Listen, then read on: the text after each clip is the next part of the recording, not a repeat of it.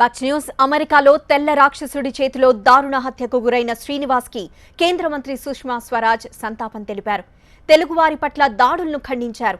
హైదరాబాద్ లో శ్రీనివాస్ తండ్రితో మాట్లాడిన ఆమె త్వరలోనే శ్రీనివాస్ మృతదేహాన్ని హైదరాబాద్ కి తరలించేలా అమెరికన్ అధికారులతో మాట్లాడి చర్యలు తీసుకుంటామని హామీ ఇచ్చారు.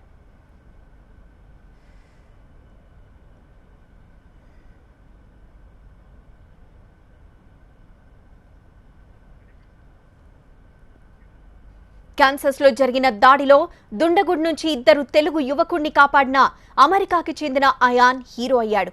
తెల్ల రాక్షసుడు కాల్పులకు తెగబడ్డ సమయంలో అక్కడే ఉన్న గ్రిలాట్ నిందితుడిని అడ్డుకునే ప్రయత్నం చేశాడు. ఈ ఘటనలో గ్రిలాట్ కి బుల్లెట్ గాయం తగిలింది.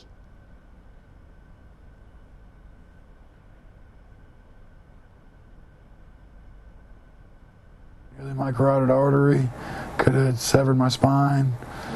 I could never walk again, let alone never see my family again.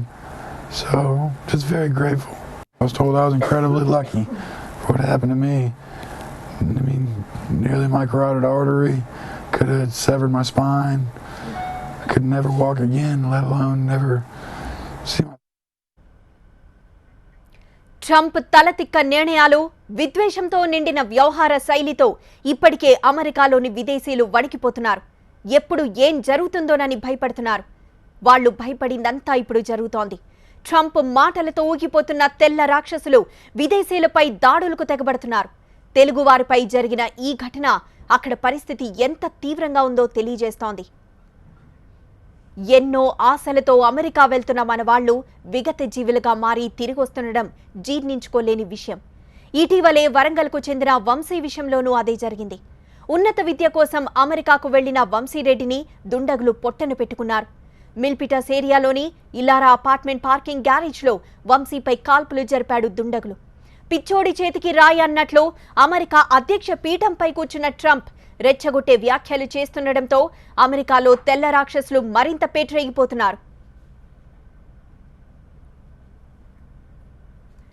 అమెరికాలో ఇప్పుడు రేసిజం పిచ్చి పీక్ స్టేజ్ కి చేరింది.